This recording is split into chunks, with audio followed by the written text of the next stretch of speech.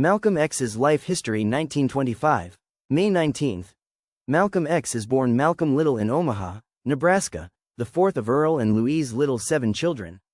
Earl, a Baptist minister, is a follower of Marcus Garvey's black nationalism and serves as Omaha chapter president of Garvey's Universal Negro Improvement Association.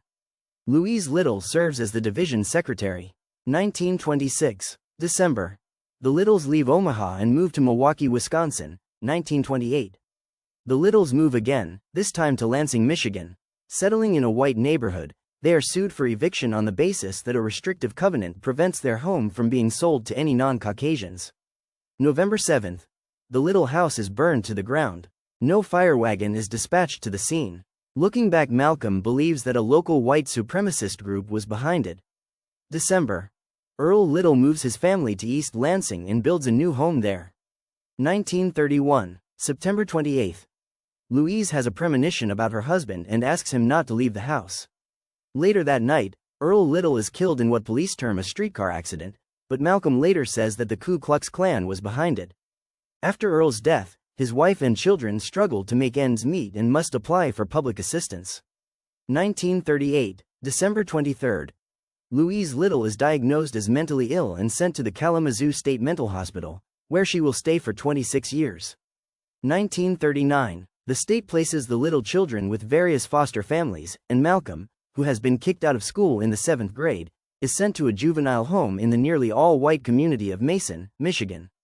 He does well at school there, earning straight A's and being elected president of his 8th grade class, but his teacher discourages him about pursuing his goal of becoming a lawyer. 1940, summer. 15-year-old Malcolm visits his half-sister Ella Collins in the Roxbury neighborhood of Boston and is entranced. "I couldn't have feigned indifference if I had tried to," he later says. "I didn't know the world contained as many Negroes as I saw thronging downtown Roxbury at night." 1941, February. Ella Collins gains custody of Malcolm and he moves to Boston. Over the next few years, he works a number of odd jobs on railroads, in restaurants and bars, at shoeshine stands, and in a jewelry store. Malcolm learns to dress like a hipster, dyes his hair, and starts hustling in Boston, where he's known as New York Red, New York, where the nickname is Detroit Red, and Detroit, 1943. October 25. Malcolm, who has responded to his draft notice by loudly proclaiming that he wants to fight for the Japanese and kill whites, is found mentally unfit for military service and classified 4F. 1944. Malcolm has his first run-in with the courts. He is sentenced to 4 months in jail and 1 year of probation for larceny. 1945, December. Malcolm, who has moved back to Boston, goes on a stealing spree with his black friend Malcolm Jarvis and 3 white women, one of whom he has been dating. 1946, January. Malcolm tries to retrieve a stolen $1,000 watch from a pawnshop and is arrested and charged with grand larceny, breaking and entering, and firearms possession. He is convicted and, along with Jarvis, receives an 8 to 10-year sentence. The white women have their sentences suspended, but Malcolm's girlfriend serves 7 months in prison. The women refused the police suggestion to charge Malcolm and Malcolm Jarvis with rape. February. At the age of 20, Malcolm is sent to jail in Charlestown, Massachusetts, and assigned prisoner number 22,843. He will remain behind bars until 1952. 1947. Malcolm is transferred to Concord Reformatory for 15 months. 1948. Malcolm is transferred to Norfolk Prison Colony in Massachusetts. 1947. Malcolm meets a fellow convict he calls Bimby, who convinces Malcolm to study and learn to develop his mind. In Jarvis' words, "In prison, the only way we knew how to rebel was to cram some knowledge into our brains." 1948. Malcolm's siblings, 4 of whom have converted to Islam, introduce him to the words of the Nation of Islam's leader, Elijah Muhammad, who is himself in prison for sedition and violation of the draft laws.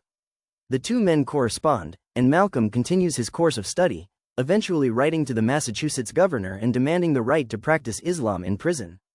He also joins the prison debate team and begins attracting attention for his oratory. 1951. Malcolm is denied parole. 1952, August 7. Malcolm is released on parole, spends 1 night with Ella Collins, then goes to Detroit to live with his brother Wilfred. He quickly joins the Nation of Islam and attends meetings at Detroit's Temple No. 1, one of the 4 temples that the nation operates at the time. Malcolm rejects the surname, Little, as a slave name given to his family by white oppressors, and he becomes known as Malcolm X. Dismayed that the Nation of Islam is not attracting more followers, at the time, total nationwide membership was about 400, Malcolm begins an intensive recruiting campaign with Elijah Muhammad's blessing. Soon membership in the nation begins to soar. 1953, August. Having tripled the membership of the Detroit Temple in under a year, Malcolm is appointed assistant minister there. September. Elijah Muhammad sends Malcolm back to Boston to serve as first minister of its temple number 11. He goes on to organize temples along the East Coast, including in Hartford and Philadelphia, attracting new members wherever he speaks. 1954, June. Elijah Muhammad gives Malcolm his highest appointment to date, chief minister of Harlem's temple number 7.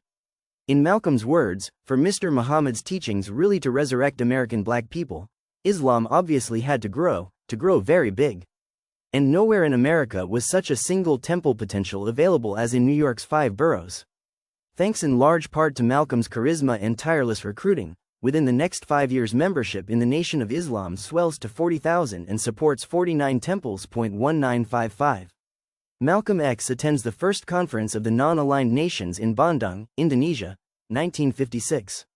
Malcolm's future wife Betty Sanders becomes a member of the Harlem Temple and adopts the name, Betty X.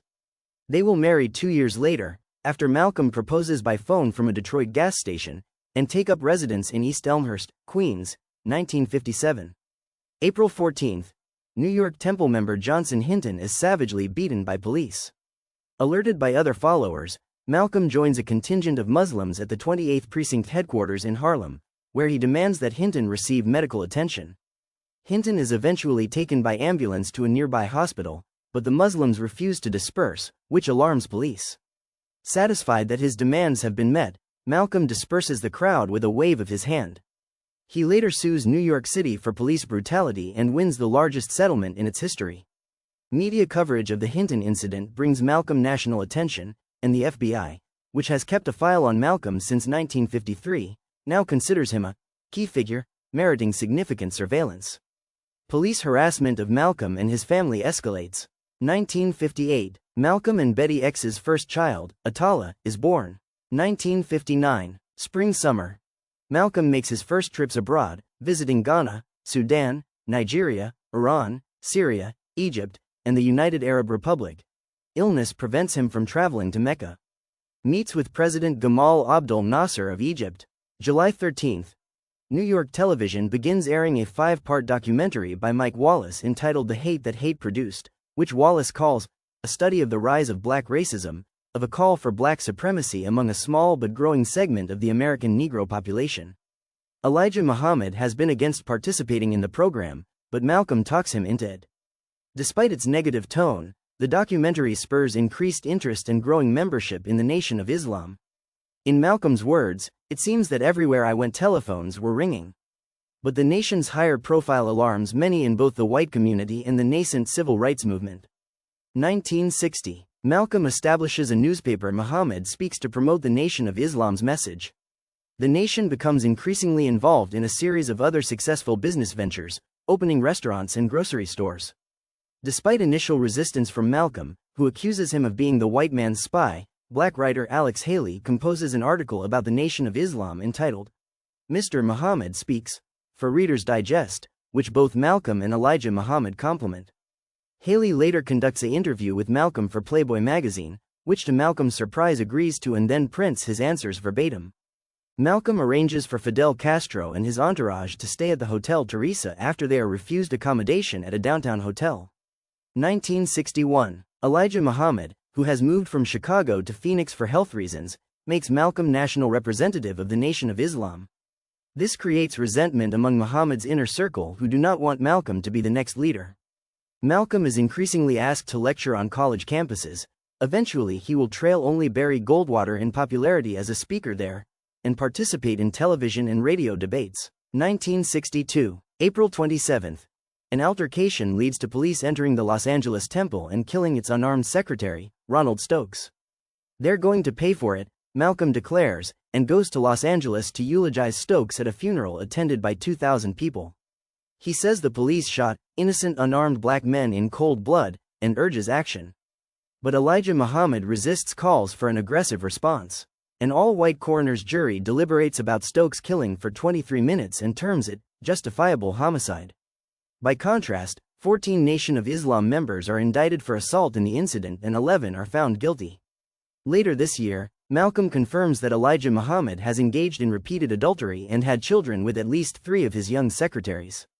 I felt almost out of my mind, Malcolm says. Herbert Muhammad asks Muhammad speaks to minimize coverage of Malcolm 10, 1963. Malcolm begins work on his autobiography with Haley, making 2 or 3 hour visits to the writer's studio in Greenwich Village. Although, in Haley's words, we got off to a very poor start, eventually Malcolm warms to the project and begins to share the details of his life. April. Malcolm flies to Phoenix with Elijah Muhammad's son Wallace to confront the Nation of Islam's leader. The 3 men agree that Muhammad's behavior will be defended by likening it to that of several Old Testament prophets. But when Malcolm describes the idea to several other Nation of Islam ministers, he is accused of inflaming the situation. The next month Malcolm writes a letter of apology to Muhammad, but relations between them continue to cool. August 28. Malcolm observes the March on Washington, which he calls a farce. Malcolm claims the demonstration was run by whites in front of a statue of a president who has been dead for 100 years and who didn't like us when he was alive. December 1. Just a few days after President John F. Kennedy has been assassinated, Malcolm speaks at a Nation of Islam rally in New York and, in response to a question, describes the foul play that the United States has committed around the world and states that Kennedy's slaying is a case of chickens coming home to roost. 3 days later, Elijah Muhammad, who had ordered Malcolm not to comment on the assassination, responds by silencing him for 90 days, during which time Malcolm is forbidden to teach or talk to the press. 1964, January 6. Malcolm goes to Phoenix to meet with Elijah Muhammad, who orders him to put out the fire you've started about the leader's adultery. Malcolm is also removed as the nation's national representative and as minister of the Harlem Temple No. 7. January 15. Malcolm and his family spend a week at boxer Cassius Clay's Miami compound. Clay, though not yet a Muslim, seeks guidance as he prepares for a fight against Sonny Liston.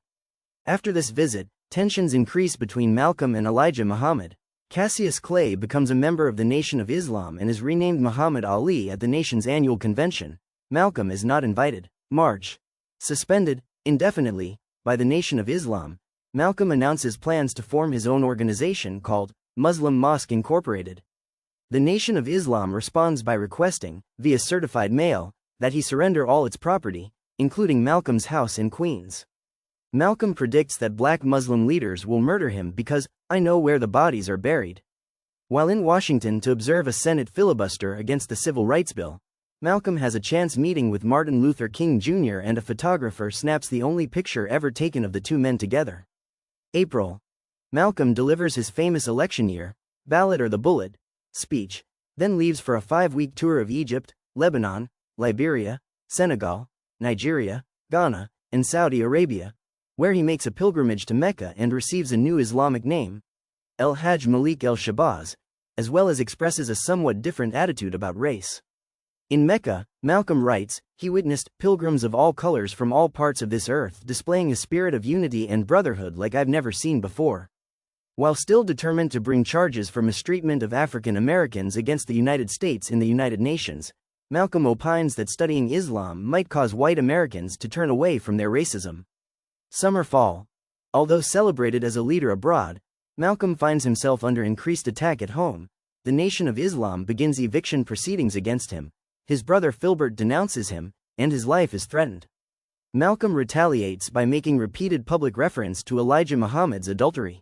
Malcolm also forms the Organization of Afro-American Unity, OAAU, reflecting a growing political agenda, and spends nearly 5 months in Africa visiting heads of state and lobbying for his UN plan.